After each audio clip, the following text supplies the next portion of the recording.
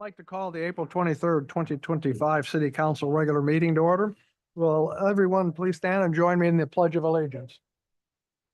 I pledge allegiance to the flag of the United States of America and to the republic for which it stands, one nation, under God, indivisible, with liberty and justice for all.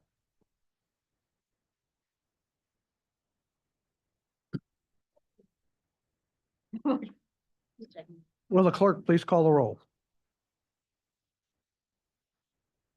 Carey, Present. Chilson, Present. Hutchings. Here.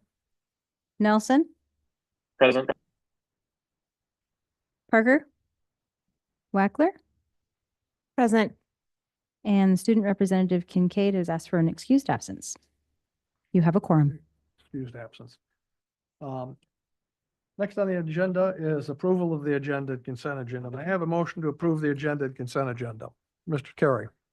Thank you, Mr. Mayor. I move the approval of the agenda and the consent agenda as it appears before us. May I have a second, please? Ms. Hutchings, are there any changes to the agenda or consent agenda? Ms. Hutchings. I need to disclose because on the meadery for their liquor license, it's on the consent agenda. They rent from us. And I believe you do have a conflict there and will not be able to vote on those two items, which are items 8.6 and 8.7 on the agenda. So when it comes time to a vote, you will be abstaining from those. Why do I not vote on Kenai River Brewing? It should be 8.6. Oh, I see. 8.6 and 8. Okay. 8.6 and 8.7. All right. Thank you. Okay. Would the clerk please read the consent agenda? April 9, 2025, City Council meeting minutes. Ordinance 2025-008, accepting grant funds from the Alaska Police Standard Council and increasing estimated revenues and appropriations by $13,000 in the general fund to attend the Alaska Law Enforcement Training Academy, sponsored by the city manager, public hearing on May 14th. Ordinance 2025-009, accepting a donation from the Alaska Police Officers Association and increasing estimated revenues and appropriations by $2,500 in the general fund to help fund the purchase of replacement gym equipment, sponsored by the city manager, public hearing on May 14th. Ordinance 2025-010, accepting grant funds from the State of Alaska Department of Education and Early Development and increasing estimated revenues and appropriations by $1,250 in the general fund to attend the annual American Library Association's conference, sponsored by the city manager, public hearing on May 14th. Resolution 2025-014, authorizing a 2-year agreement between the city of Soldotna and the Kenai Peninsula Youth Foundation, doing business as Kenai River Brown Bears hockey team, for use of the Soldotna Ice Arena, sponsored by the city manager. Action Memorandum 2025-005, non-objection of an AMCO restaurant eating place license for Kenai River Brewing Company. Action Memorandum 2025-006, non-objection of an AMCO winery manufacturing retail license for Alaska Meads LLC, doing business as Arctic Buzz Meadery. Action Memorandum 2025-007, non-objection of an AMCO winery retail license for Alaska Meads LLC, doing business as Arctic Buzz Meadery. That is your consent agenda. Thank you. Are there any public comments on any of the items just read by the clerk? Anyone here in the audience wishing to comment on any of those consent agenda items just read? Seeing none, we'll look at Zoom, and I see no hands raised there. Having no one wishing to speak, the approval of the agenda and consent agenda is back before the council. Are there any objections to the agenda or consent agenda? Seeing here and hearing none, the agenda and consent agenda are approved by unanimous consent. Next item on the agenda is presentation with prior notice, and we will have first up Soldotna Police Chief Escott's presentation of Lifesaver Award to Officer Burdick.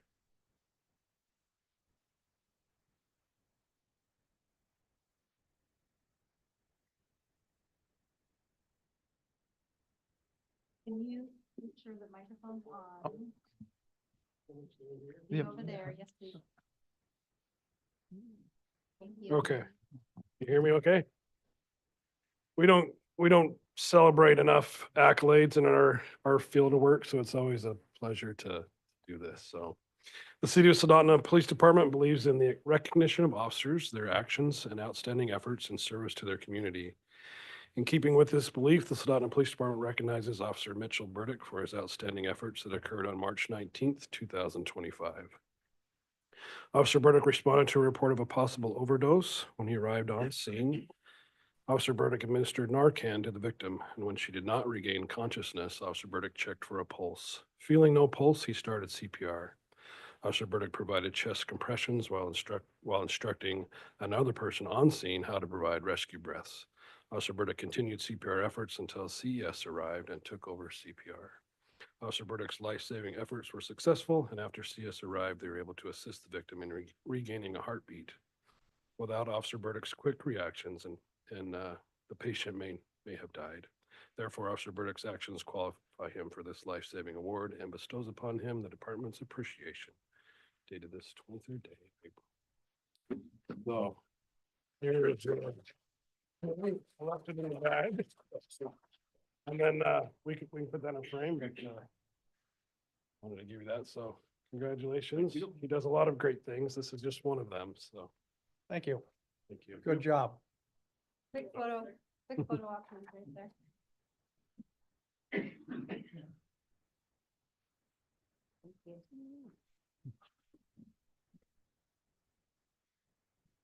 Moving on to the next agenda item is Visitor Center Quarterly Report, which will be rescheduled to the May 14th meeting at the request of the Executive Director. Next item is Kenai Peninsula Borough Safe Streets for All, SS4A Comprehensive Safety Action Plan. This will be done via Zoom. It'll be introducing Beth McKibben, Senior Planner of R&M Consultants, who is working on this project.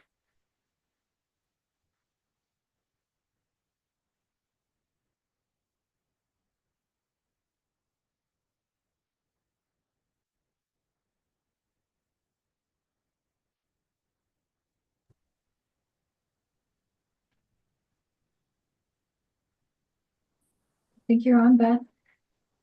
Hi, sorry, I didn't hear you when I moved over to panelist. I have a presentation to share.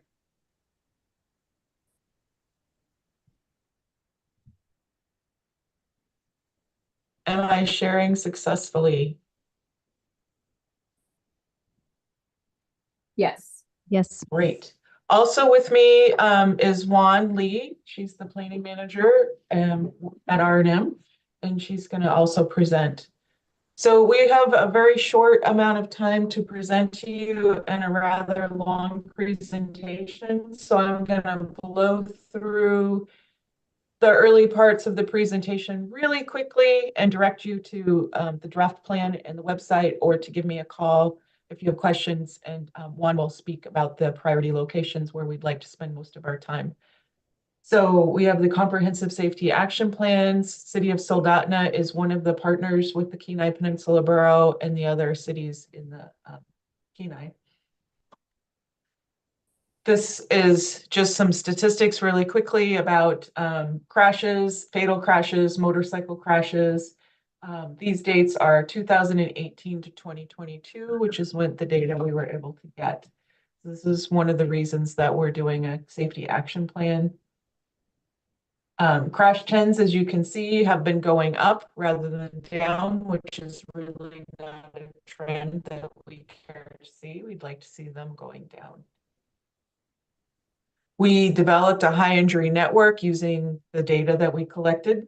74% of the fatalities and serious injuries occur on only 4% of the borough roads. Very interesting statistics. We've done a lot of community outreach, including a presentation to the city of Soldotna last spring or early summer. We did a safety survey and received over 700 responses. Three series of workshops, public workshops. We're just wrapping up our second round of presentations to cities and advisory planning commissions. We make program and policy process recommendations that are complementary to this site-specific recommendations. We present strategies and solutions for the Kenai Peninsula Borough, including recommendations for emergency evacuation routes, demonstration projects, school zone safety, and the Eastern Peninsula Highway Emergency Service Area. We have a whole series of recommendations that I'm not going to go into detail with that relate to the principles or elements of the Safe Streets program, which are safe people, safe vehicles, safe speeds, safe roads, and post-crash care. And we also present a series of proven countermeasures. Countermeasures is a FHWA terminology for solutions or strategies that you can use to address the challenges or problems or that create the issue in the particular location where the crashes are happening, or the type of crash that is happening in that location. This proven countermeasures are applied to our priority zones, and Juan will talk about that, but we've also created what were an appendix that can be used as a set of tools for the borough and the partner cities and the communities as you evaluate your other transportation projects or any transportation projects. Some of these may be appropriate, and you can incorporate them into your other projects as you to improve safety. And I'm not going to spend time on this again because we have a limited amount of time and want to speak about the priority locations, but this is just gives you a little taste of what's out there. There was a scoring process for identifying the top 20 priority locations. The borough is really big. We couldn't make specific recommendations for the entire borough, so we used data and criteria to select the top 20.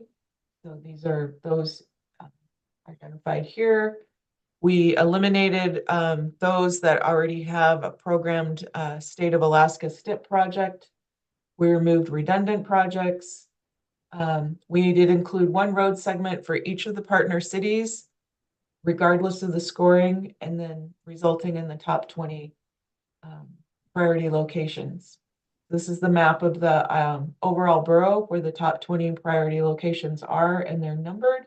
Each has a series of recommended countermeasures that range from low, medium, and high cost.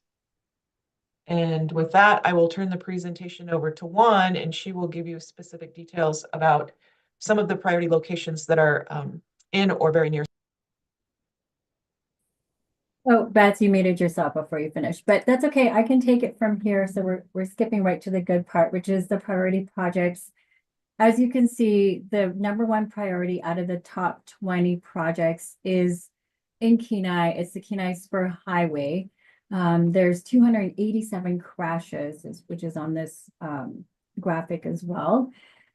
That's quite a few crashes for this corridor. It is a long stretch. There is a lot going on in here, a lot of conflicts. The countermeasures are at the bottom here, these icons, including striping changes, traffic lights, turning lanes, a comprehensive corridor management plan, grade separated pedestrian crossing, separated pathways, and lighting. Of those, KSI stands for killed or seriously injured. That's the navy number, the dark color on the graph there. So at least 4 of those involved pedestrian crashes. So this is why this is the #1 priority. Next slide, please.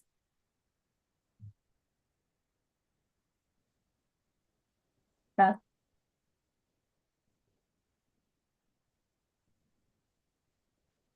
Thank you. So priority 2 is in Soldotna. It's the Kenai Spur Highway. There were 94 crashes in this mile stretch.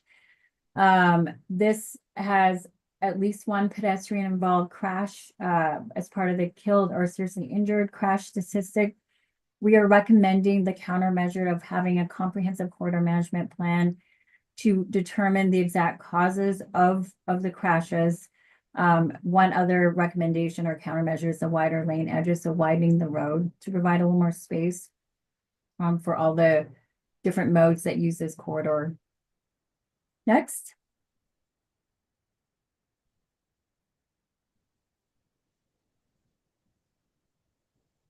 Okay, priority 3. So top 3 are within the Soldotna corridor area, but priority 3 is Funny River Road. It's milepost 12. This 1 mile stretch has 4 total crashes, including 1 killed or seriously injured crash. We are recommending widening the shoulders or the road surface, adding lighting. There is a curve here, and so we are recommending as a countermeasure to enhance that curve and flatten it out to make it safer, flattening the slopes as well, and recommending design improvements to make this 1 mile safer. Next. Priority 4 is Sterling Highway in Soldotna. So this 2 mile stretch has 229 total crashes, and of those are killed and seriously injured include 2 bicycle involved crashes and 1 pedestrian. So the rest are motor vehicle crashes.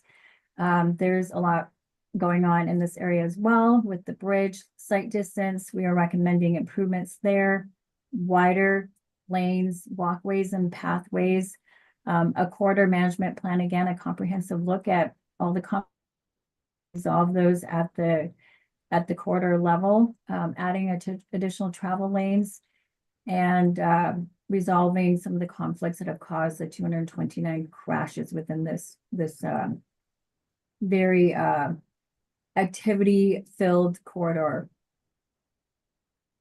Next. And then this is skipping to priority 8, still within Soldotna's College Road. This 1 mile stretch also has 8 total crashes, including 2 killed or seriously injured. We are recommending flattening a curve, flattening the road design, widening the edges, and recommending a signalized intersection, as well as enhancing the curves to flatten this out to make it safer. I think there's 1 or 2 more priority projects. Priority 20 is K Beach Road in Soldotna. This is 2.5 mile stretch. It is obviously a lot of conflicts, 90 total crashes in this area, including 5 killed or seriously injured. We are recommending a roundabout, a corridor management plan, signalized intersections, lighting, and turn lanes in several locations. The roundabout is being proposed at West Poppy Lane. Next. All right, so we wanted to talk about priority 7 because a lot of you will drive between Soldotna, Kenai Borough, other Kenai Borough communities to Anchorage. And so this is the Turnagain Pass area and the Hope turnoff. This area had quite a few crashes as well, 190 total crashes, 16 killed or seriously injured, 1 including a pedestrian, involving a pedestrian. We are recommending an evaluation of realigning the highway in some sections, as well as widening and then flattening the slopes. There's a lot of topography in this area. If you've driven this in the winter, you know that there are harsh winter conditions that make visibility and safety an issue. We heard from the emergency responders when we did stakeholder meetings with them that there's not a lot of space along the roadway to even clear an incident. There's nowhere for helicopters to park if they need to come out and rescue people during an accident. This section also includes the Hope turnoff, and we are also recommending reevaluating, relining that highway, as well as widening the edges for emergency response, as well as safe places for people to pull over. There's not a lot of turnouts within this section of the Seward Highway or the Hope Highway, and so our countermeasures reflect the existing conditions and respond directly to the total number of crashes that we've identified as part of the traffic analysis for this project. And I think, Beth, is there one more? Nope, that's it. Nope. Okay. That's it. Looks like we have a little bit of lag. So with that, I don't know if your format will allow you to ask us any questions. We're open to answering any questions you might have if your meeting format will allow for that. or I can just move on to the last few slides. Any questions from the council? Mr. Carey? Thank you. I greatly appreciate all the information and the work that you've done. In looking at projects and making suggestions, did you take into account the fiscal impact of those recommendations? Not beyond identifying low, mid, and high cost. The timing for when these might happen could be, as we know, costs change very quickly. So any cost estimates that we put together now may not be relevant by the time the project was ready to happen. Thank you. Thank you, Mr. Mayor. Vice Mayor Parker? Thank you, Mayor Whitney, and thank you for the presentation tonight. I had two questions. One on the Kenai Spur Highway from Kenai to Strawberry. With expanding that to 5 lanes, did you see that that has reduced the number and improved the safety along that portion of the corridor? I would have to look at the information and get back to you. If you would, I will check in with Linda Mitchell to get your contact information and provide that to you. Okay. And then my second question had to do with the Sterling Highway here in Soldotna. We've had the discussion in the past, as we look at particularly the riverfront development plan, there's a lot of excessive ingress and egress from businesses. And is that something, when you were looking at improvements along this portion of the Sterling Highway, that you identified reducing those number of ingress and egress points? Yes, that's what a corridor management plan would do, would be to evaluate all those various driveways and road connections and seek solutions to that specific corridor, specifically for that reason. And one follow-up on that, the other aspect of that that has been identified is potentially making the sidewalk and bike lanes along that portion a little easier so that we can have better access around town. And I don't know if that's part of what you looked at as well. Yes, it is. Thank you. Any other questions from the council? Mr. Schultz? I'd just like to say thank you to you and your team for all the excellent work in putting this study together. Myself, I'm a pretty active cyclist in the summer, and it's always encouraging to see our local governments making efforts to improve safety for pedestrians and cyclists throughout the community. In some of the areas that you've identified, I've actually had a couple close calls. I've been hit by a car in one spot. I've had another car come within a foot of me at full speed. This is just not a very bike-friendly community. So this is very encouraging to see the efforts made to discover any potential opportunity for improvement. My question would be, now that we've identified some potential goals here, what are next steps to potentially funding them? Are there grant opportunities that you are aware of that could specifically be unlocked by having the study completed? Because some of the options that you've recommended in this, I can already see the dollars getting pretty significant. So, Yes, so this plan was funded with the federal Safe Streets for All grant program. And by having a plan, the Kenai Borough and the partner cities are now eligible for implementation funding through the SS4A program. It's my understanding that the federal government just recently released the NOFO, the Notice of Funding Opportunity, for that. So there's funding for demonstration projects and implementation projects.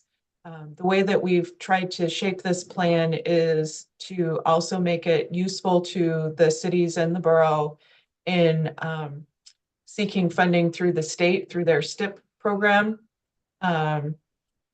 And then there actually is a section in the plan that identifies some funding opportunities beyond that might be available for some of these projects. Excellent. Thank you. Anything further from the council? Go ahead, City Manager. I have a question regarding the roads. I believe I heard you state that these are projects that are not included on the STIP, but looking at the STIP, both the spur and the Sterling are included on the STIP, and in the areas that you were speaking of. Does that change anything? The STIP does hopefully maybe unlock some funding for these projects? My understanding is there's not they may be included in how am I going to say this? My understanding of how the projects that are on the STIP were withdrawn, if they've scored highly, was if they have construction programmed or design programmed. So a project might be on the STIP, but may be unfunded, and that may have been included. Am I understanding you correctly? I have the STIP in front of me. It does not, honestly, what I'm looking at show any of the dollar amounts to it. And because some of these are, the state roads and working with DOT as well. So does that change for like cities and borough to obtain funding?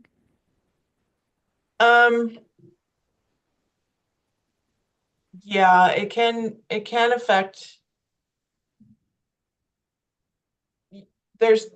I'm not going to answer that very well.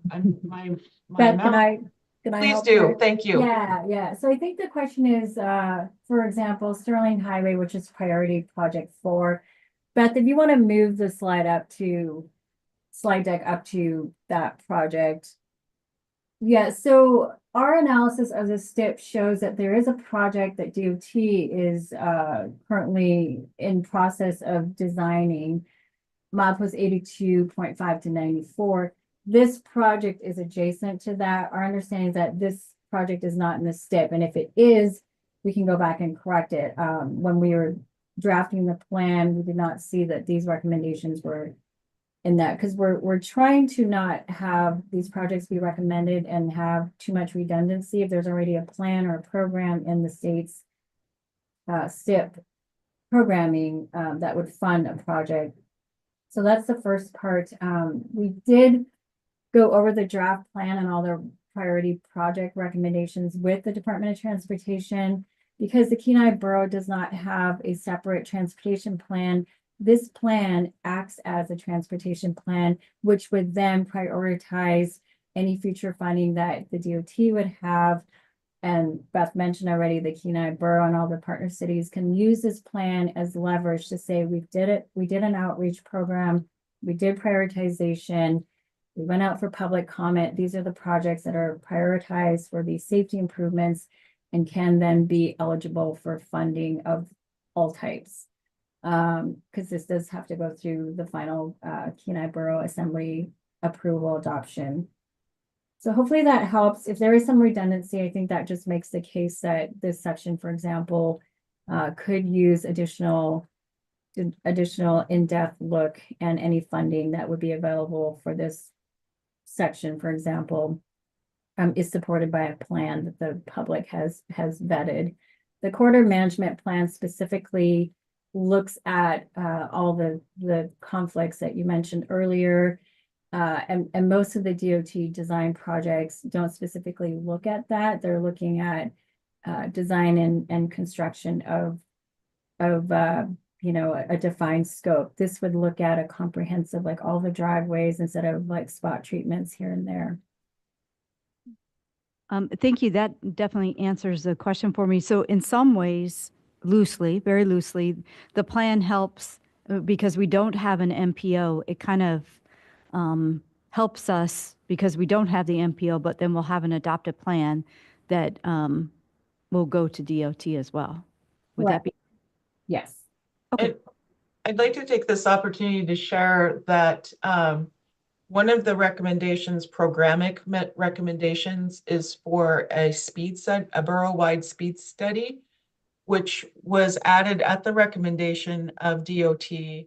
And they have said that by having that in this plan, then they have funding for that study, and they intend to go forward and try to make that happen. So there can be a borough-wide speed study because it's written in this plan. Thank you. Anything else from the council? I do have a question. Excuse me.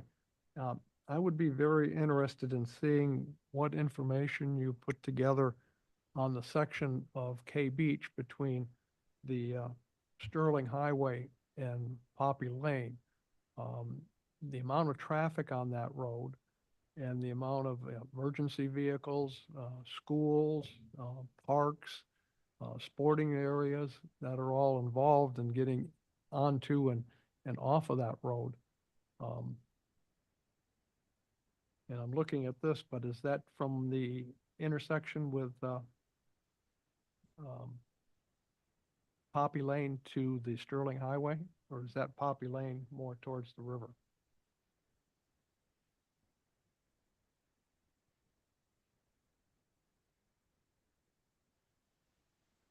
Juan, do you know? I'm in the plan. Okay, you're here. Let me see. Priority 20. Yes. To that in the plan. Let's see.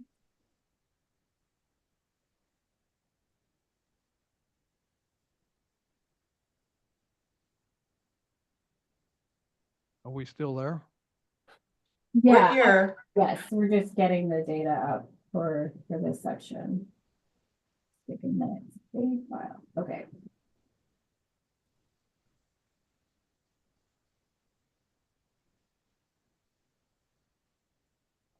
Okay, so this one is K Beach Road through Soldotna, 2.5 miles. Mayor, could you please repeat your question now that I have the data?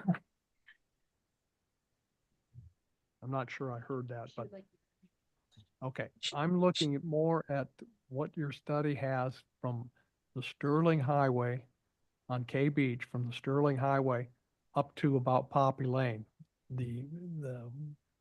What you have on the screen right now is an area around Poppy Lane, but it doesn't have anything from there to the Sterling Highway.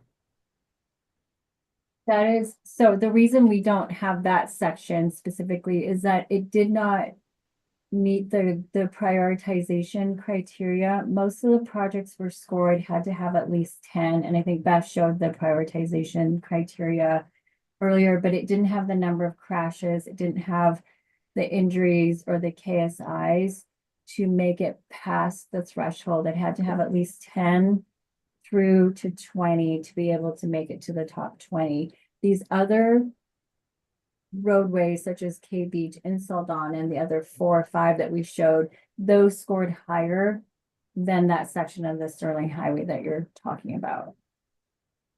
So the study basically looked at how many accidents as the primary issue and not necessarily the traffic that's increasing on a roadway that,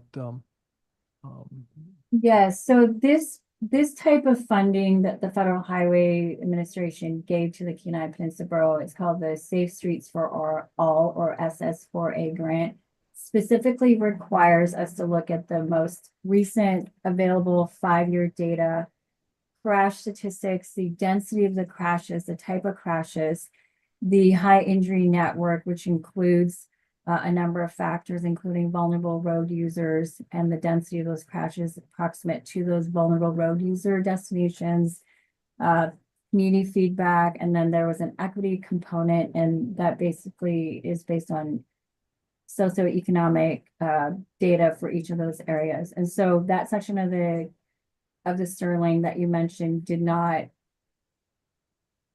it's not to say that it's not an area of concern, but it didn't meet the highest criteria over the other roads that are included in here for Soldotna. well, I believe that one area by the, on K Beach, there was 2 pedestrians struck by a vehicle that went off the road and hit them while they were on the pedestrian bike trail and everything else. I would Is that more recent data? The data that we were working with is 2018 to 2022 because that was the most recent data set that was available from Alaska Troopers, Emergency Response, and the Alaska Department of DOT.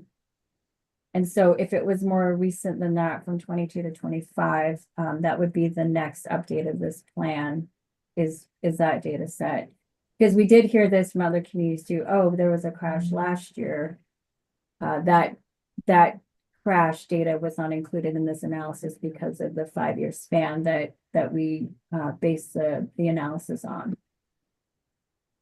This Any is questions from the maybe council? a good time to share that one of the tools that we've created through this planning process is a dashboard where this crash data and this type of information, you can view it on our website, but where this dashboard will be transferred to the borough so that they will be able to update it and keep it current. So as more information becomes available, other roads become apparent as being a priority for safety. And additionally, the strategies and countermeasures that are in this plan are not limited to the 20 priority locations. They can be used anywhere. These are the ones that rose to the top through the scoring criteria. Thank you. Any other questions from the council? Ms. Mayor, Nelson? can I add one comment regarding what you can do with this plan or what next action items are? The municipality of Anchorage had their safety plan drafted last year. They were the first one in the state and one of the first ones in the nation. They were able to use the adopted plan to apply for the follow-up grants that Beth talked about, the demonstration, planning, and implementation grants, and they got 25 million based on their safety plan. And so the question of how do we pay for the improvements that are recommended here, the NOFO, the Notice of Funding Opportunities out right now, and you can use this plan to apply for those grants for specific projects. The municipality of Anchorage did that successfully, and they are able to go out and solicit a engineering firm to help them design and construct the improvements from the safety plan. Thank you. Thank you. Thank you for your presentation. And I guess we might be seeing some of you back here for upcoming special meetings. All right, moving along to the next item on the agenda is public comments and presentations. Items other than those appearing on the agenda, 3 minutes per speaker, 20 minutes aggregate. Are there any members of the public who would like to speak on any item not appearing on the agenda? And there's no one here in the council chambers, and looking at Zoom, I see no hands raised there. Moving on to the next agenda item, 6, Assembly and Legislative Report. I see no one from the borough or from the state here in the council chambers, nor on Zoom. Next item, public hearings. Ordinance 2025-007, amending Soldotna Municipal Code Titles 2, 13, and 17 regarding quasi-judicial appeals and enacting Chapter 2.52 to establish hearing officer standards, introduced by Vice Mayor Parker. May I have a motion to enact? Vice Mayor Parker. I would move to enact ordinance 2025-007. Second, please. I'll second. Thank you, Mr. Chilson. Report from Vice Mayor Parker. Thank you, Mayor Whitney. As you know, right now, the way that we are set up in the city of Soldotna, when we have an appeal from the public to whether it's planning commission decision, an airport decision, it comes directly to the council, and we sit as a board of appeals. And what this would do is this would set it up, and we would then move from that, and we would have a hearing officer. And the way that this is drafted, and I have as backup to assist and provide more detail, both the city clerk and I believe the city attorney is also online. So right now, if this were to be enacted, the hearing officer would hear appeals from on zoning issues from planning commission decisions. For the airport, right now, the way this would be set up, if the airport manager appeals would go to the manager and then to the hearing officer if they didn't concur with the city manager. Excavation permits, the public works director makes a decision on appeals of permits. Then that, if they don't like what the public works director says, it then goes to the city manager. And if they didn't like what the city manager did, it would then go to a hearing. They could appeal to a hearing officer. And the same with camping permits, it would go from parks director to the city manager and then potentially to a hearing officer. If this were to be enacted, the hearing officer would be appointed by the city clerk. Appeals on decisions, appeals have to be filed within 14 days of decisions being made. There is a detailed process in the code that would set it up for how hearings are conducted. And if you wanted details on that, I would defer to the clerk and the attorney.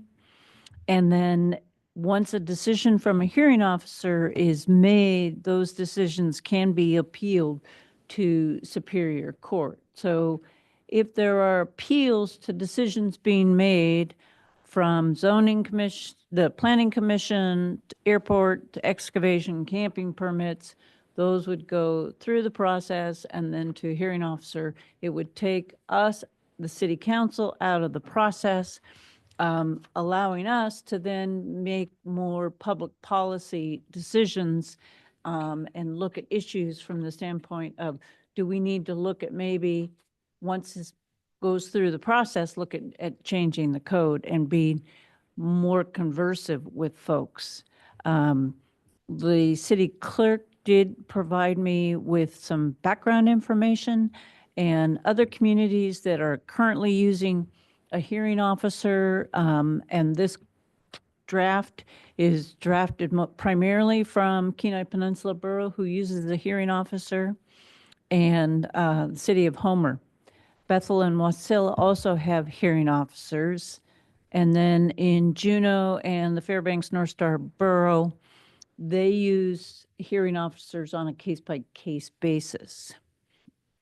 Over the past 50 years, there have been 27 appeals in the city of Soldotna. Of those, in the past 10 years, there have been 2 appeals to decisions made. One was in 2014 and one was in 2024. So we're not talking about something that is done all the time here in Soldotna. And in our formative years, there were more appeals then than there are these days. So anyway, something for consideration and discussion. And that's my deferred to the clerk and the attorney if they wanted to add anything further. I'll defer to the city manager first if she wants to add anything further. City clerk, would you like to add anything further? I will respond to questions after public comments. And would the city attorney like to add anything further? Thank you, Mr. Mayor, and it's good to meet you. I don't know if I've had a chance to say hello. My name is Robert Palmer and been with the firm now for about 9 months, and I'm been working on this project with your staff and team, and it's been a very productive process, and the Councilmember Parker did a fantastic job summarizing it, so I'm here to answer any questions if you have any. Okay, thank you. We'll now move to, are there any members of the public who wish to speak on this item? Taking a look at the audience, I see no one wishing to speak, and I will now look at Zoom. And I see no hands raised there. Having no one wishing to speak, the item is back before the council. Are there any council comments? Mr. Jolson? Sure.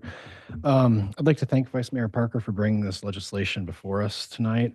Having recently sat through one of these appeals and seeing just how contentious they can be, I had a lot of thoughts on this. I was just trying to jot them all together before we got to the hearing portion of this. So In consideration of this proposed code change, I think it's important to look at the intended function of an appeal body. We are to review all the facts and then objectively, without bias, evaluate our city code as it applies to this situation and make a neutral decision. The key part of that is objectively and without bias. I believe that having the city council serve as the appeal body under our current structure is less than ideal due to the potential risk of not fully adhering to that key. Although I have zero doubts about any of our willingness to strive towards that standard, the reality is that our seats are elected positions. I don't believe that any of the decisions that should be made solely based on the application of city code should be made by politicians who could be subject to political pressures and the decision-making process.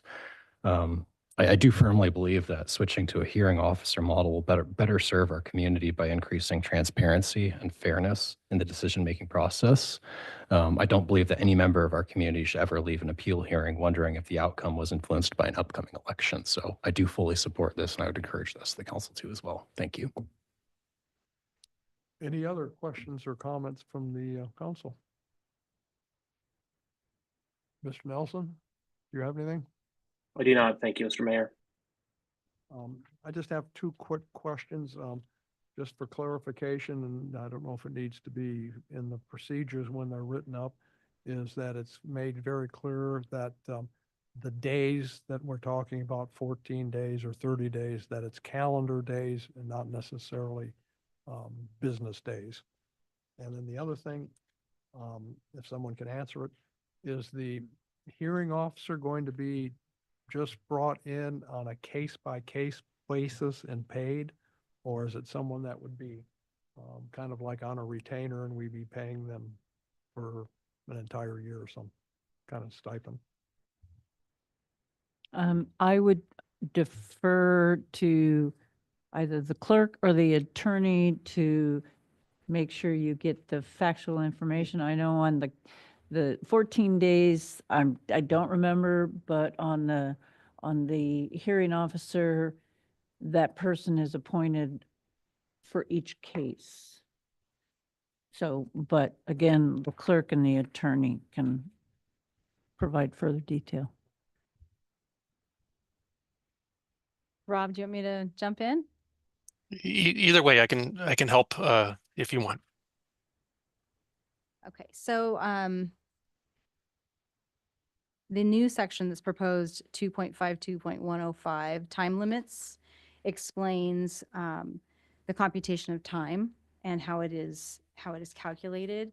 The day of the act or the event so in computing any period of time prescribed or allowed by this chapter, the day of the act or event from which the designated period of time begins to run is not to be included. So that first day is out. Last day of the period is to be included unless it is a Saturday or a Sunday or a legal holiday in which the event period runs until the end of the next day, which is not a Saturday or a Sunday or a legal holiday, written by an attorney. When the period of time prescribed or allowed is less than 7 days, immediate Saturdays and Sundays and legal holidays are excluded in the computation. So that being said, we would make it crystal clear when a notice of decision is put on, is provided to somebody who would be interested in potentially filing an appeal. We would tell them exactly what the date of the deadline is. And in any correspondence I would have with any parties of record, it would also be very clear what the date of the deadline would be. It would not be you have 14 days. It would be you have 14 days and the deadline is this day. So we would make it clear. And then as far as, I think Lisa touched on whether or not we'd have a retainer or whether or not it would be on a case-by-case basis, and we would have a new contract drawn up with either a hearing officer or the Office of Administrative Hearings at each new appeal. It would not be somebody we retained. A follow-up to that, and I'm not sure if I can't remember it was in that in the ordinance or not. Are there any specific qualifications for the hearing officer?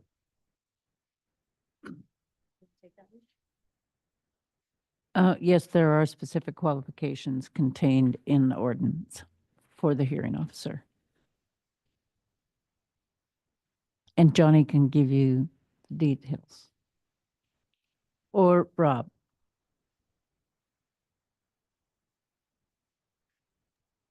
I can jump in if you want, Mr. Mayor. Go ahead. So the section that I would draw your attention to is 2.52010. So 2.52010 and subsection A. And there's a paragraph, I'll just read it for you. It says, a hearing officer must have substantial experience in judicial or quasi-judicial proceedings. A hearing officer should have experience acting as an administrative law judge or administrative hearing officer. A hearing officer should also be licensed to practice law in the state of Alaska and in good standing with the Alaska Bar Association. And I can expand on that a little bit. I think the overarching concept was that we want to make sure that the hearing officer has extensive experience being a hearing officer, but there's a little bit of flexibility in case we can't find one, or the people that we reach out to, whether it's the Office of Administrative Hearings or an individual, don't have the exact qualifications, but are experts in their field, and that's what we need to adjudicate a matter. So there's a little bit of discretion there, but I believe the standard gives you and your staff enough direction as to what that person's qualifications should be. Thank you. Any other questions from the council? Ms. Wackler? Thank you, Mayor. I know this is going to be a lot harder question to answer. I know that we know that there's going to be a cost associated with this. Do we have any gigantic estimate on what this cost will be? Go ahead, Vice Mayor Parker. Thank you. So based on the work that the city clerk and the city attorney did, they say the costs vary widely. A hearing officer to fully decide a normal case, a cost is short of $10,000 per case. For simple cases or cases in which the parties settle, costs are in the $2,000 to $5,000 range per case. It varies, but that's the range, two to 10. Assuming that it was not appealed beyond the hearing officer.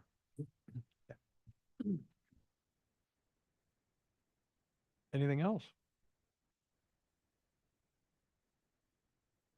Okay, call for the vote. Parker, Yes. Nelson, Yes.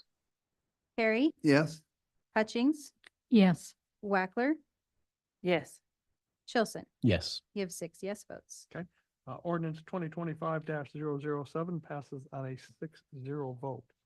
Moving on to the next agenda item is new business, and most of those were all on the consent agenda. And we will move now to the mayor and council reports. Mayor's report, not really too much. Tomorrow there's the industrial review session overview over at the Kenai Chamber offices. So if anyone's going to attend, have fun. I'll be there. That's all I really have. Council reports on boards and commission, April 21st, 2025 Library Advisory Board meeting. Mr. Carey. Thank you, Mr. Mayor. It's always a pleasure to have a library advisory board meeting. It was 2 days ago. They do a great job. It's almost as formal as a city council in terms of the agenda and all the information they provide. It's very nice.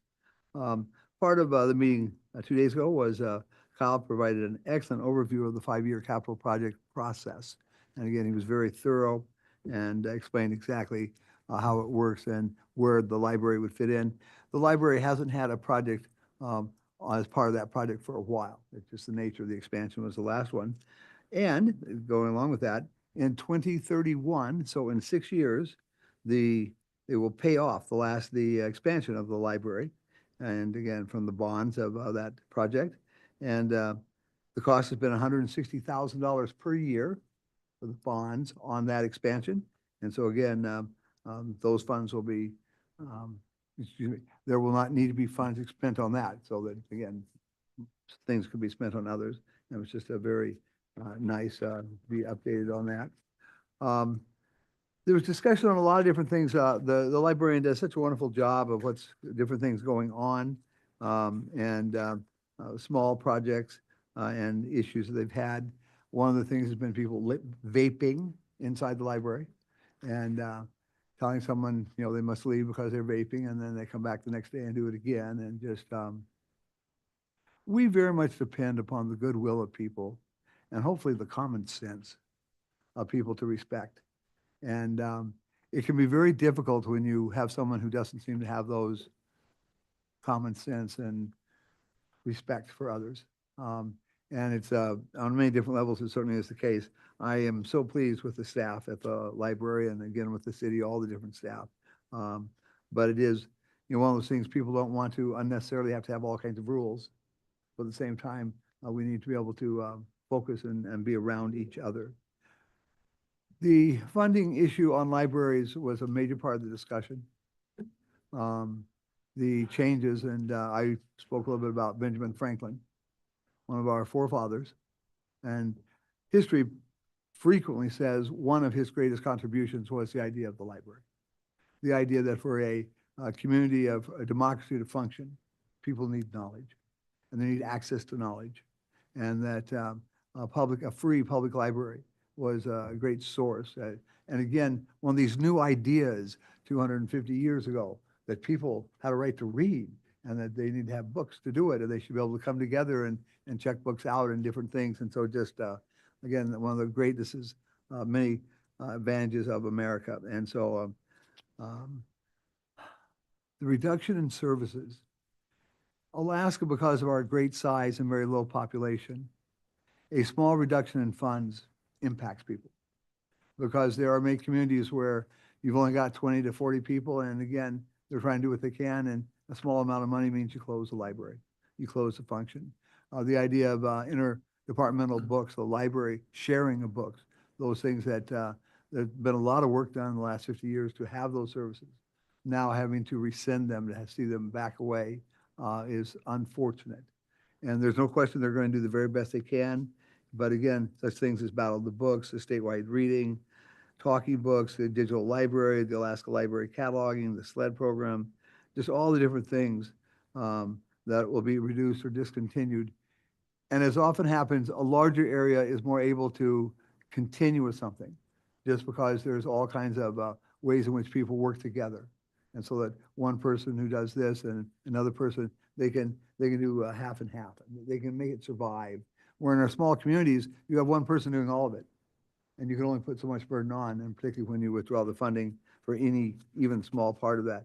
So there was a good discussion there in terms of going forward and a positive attitude. They did elect their officers for the year, and I was very pleased. Again, no one ran opposed, so again, it's not like I saw, lose, but it was nice to see Gloria Sweeney being chosen as the chair of the Library Association. Discussion about volcanic ash, and again, just see its effect in terms of inside the building and resources going out. The numbers have been very good at the library. They are very dynamic in terms of continuing to look at the different sources of media by which the library can serve people. Again, it's a dinosaur that I like books inside of a building that you can look at. No, there's all kinds of ways that the library shares with people, and it's very good, and our library is well served by that. The fax was down in October of 2024. Oh, it was a major crisis. No, not really. It was down, but there also was someone who tried to break into the library one night after closing. And fortunately, everything was locked really tight, and they couldn't get in. Ha ha. And so, but they tried. And I guess more than anything else, we need to appreciate the people there, the work they do. We need to appreciate the people that are being served there. The Friends of the Library is a very large group that do a lot of voluntary work. So the things that otherwise would not get done because you would not employ more full-time people, the Friends of the Library do a huge amount of voluntary work. And we certainly know it because on a frequent basis, we have to approve the money that the Friends of the Library is giving to the library that has to be given to the city so that we can move it to the library funds. It's a good group of people, and it's a wonderful resource for the city. Thank you. It costs me money every time I walk into the library because I end up buying more books off the bookshelf there. Actually, I should start returning them and they can recycle them and make more. Okay. Next item on the agenda, city manager's report. Thank you, Mr. Mayor. A couple of items, the department reports are in your packet, but a couple of items I wanted to touch on that we have spoken about before that you have knowledge of and just provide an update. One being the pump house, what we call the Little League pump house, the water. The pump and everything is working today. The water is on. I do know that the Soldotna Equestrian Association has a cleanup day, they're calling it, on Saturday, so there will be water available. We are, however, working on a long-term solution. As you know, I provided you with a 50-year history, very abbreviated 50-year history, and, you know, we've had water issues for 50 years, but we're going to solve it. So we've got some ideas floating around, and I'll keep you yeah. Yeah, okay. But anyway, I'll keep you apprised as we move forward on it, and there probably will need an appropriation, but we're working on that. The budget, the last department budget meeting was today, and I'm really been very, very pleased. It's my first time with the 2-year biennium here, budget, and very nice process. I'm going to say you're not going to see a lot of surprises in the budget. Probably the biggest budget addition you've already are very aware of is the field house. And so other than that, there really are not a lot of additions. Utilities, of course, are increasing and those types of things, but not a lot of surprises. So that will be before you. The clerk gave you the budget work session dates that I can't remember off the top of my head, but anyway, the 20 and May 20th and 21st at 3 p.m. I remember that. And so you'll see it then, and we will talk about it further at that time. Last night was the Riverfront Mixed Use Zoning Open House, and it went very well. There were attendees and property owners and people interested in property that's for sale, and it went very well. And comments were received. Linda's compiling all the comments, and of course, that will first go before the Planning Commission, and the date at this time is May 7th. Not quite sure when that will come to council. Or contemplating another open house, possibly. A lot of ideas floating around, but May 7th is what it will go to the Planning Commission. If that changes, I'll let you know, but that's the plan at this time. The congressionally designated spending that Senator Murkowski has supported in the past, as you know, we did submit projects with the senator's office. And then we received notice that Congressman Nick Begich III is also participating in it. He has some different terminology, same concept. He requested projects that are hard infrastructure, meaning not plans, not studies, but actual, construction infrastructure. So the projects that we have and are Marydale, which, as you know, was submitted for funding and was in the CDS funding, but then all CDS nationwide was removed, but we resubmitted that and the shop roof replacement. And those were submitted by our federal lobbyist on April 15th. The maximum number that each member of Congress can submit is 15 for his or her entire state. So not quite sure if our projects will be in the congressman's submission, but we'll find out. Also submitted was Marydale and the shop roof replacement to the Senator Murkowski, along with other priorities.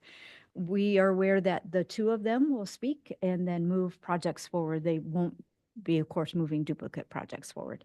So that's been a really nice partnership. I know that Senator Murkowski worked well with Congresswoman Peltola and submitted, the Fieldhouse project came from Congresswoman Peltola, and she and Senator Murkowski, had that agreement. I'm quite sure Senator Murkowski and Congressman Begich III are working well together and will move the projects forward. And that is all I have this evening. Any questions for the city manager? Okay, moving on to the next item, public comments. Are there any members of the public would like to speak on any item? Seeing no one in the chambers, we'll take a look at Zoom. And I see no hands raised there. Next item is council comments. We'll start with Vice Mayor Parker. Thank you, Mayor Whitney. Couple things. On April 16th, you should have received from Jessica, the HR manager, the evaluation forms for both the clerk and the city manager. Those are due back by May 2nd. So you got like a week and a half still to get those done. And then I will be compiling everything and it will come back before the council at our May 14th meeting.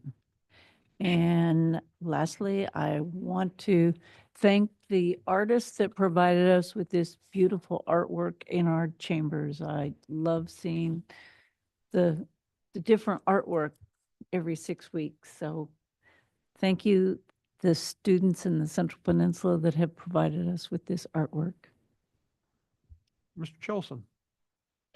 Thank you, Mr. Mayor. Just one comment following up on the community engagement we had at our last meeting regarding the desire for chickens in the city. I just wanted to go on record and say that Councilman Nelson and myself are collaborating with staff to put together a proposed ordinance to bring before the Planning and Zoning Commission. So based on current capacity limits, it's going to be a couple months out, but just wanted to say that's a work in progress at this time. Mr. Nelson. And no comments from me tonight. Thank you. Mr. Carey. No comments, thank you. Ms. Wackler. No comment. Ms. Hutchings. No comment. Oh, boy. Next item on the agenda, executive session, and we have no need for one. Meeting announcements are the next one, May 7th, 2025, Planning and Zoning Commission meeting at 5:30 PM. And May 14th, 2025, City Council meeting at 6 PM. Seeing nothing further on our agenda, we are adjourned.